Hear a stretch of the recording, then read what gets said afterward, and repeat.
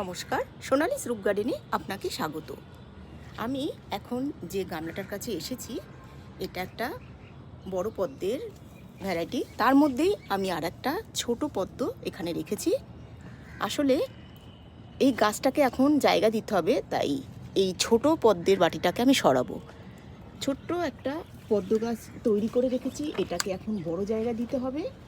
আর এটা এখন কুড়ি চলে এসেছে, তাই যত্ন সহকারে আমি এই পদ্মটাকে অন্য গামলায় বসাবো। গামলার মাটি রেডি করা আছে।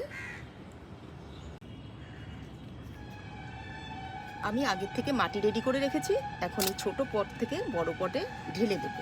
কীভাবে ঢালতে হয় সেটা দেখিয়ে দিই। গামলার মাটি রেডি করার পরে আমি এখানে অ্যাজোলা দিয়ে রেখেছি, যাতে মাটির জলটা পরিষ্কার থাকে এবং মশা ডিম পাড়তে না পারে। এবার একদম মাঝখানে বসাবো না, একটু সাইড করে এটা বসাবো।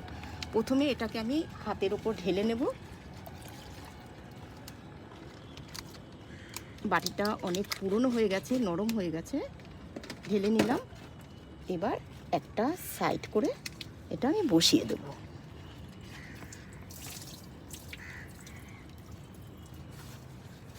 ফুলটা যদিও আরও সুন্দর করে ফুটতো যদি আগের থেকে বড় জায়গায় থাকতো, তবু আমি ফুলটাকে চেষ্টা করব যাতে ফুলটা সোজা থাকে।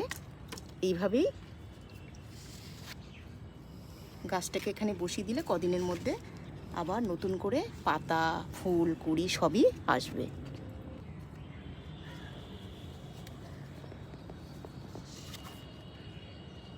বাহ, সুন্দর ফুটেছে।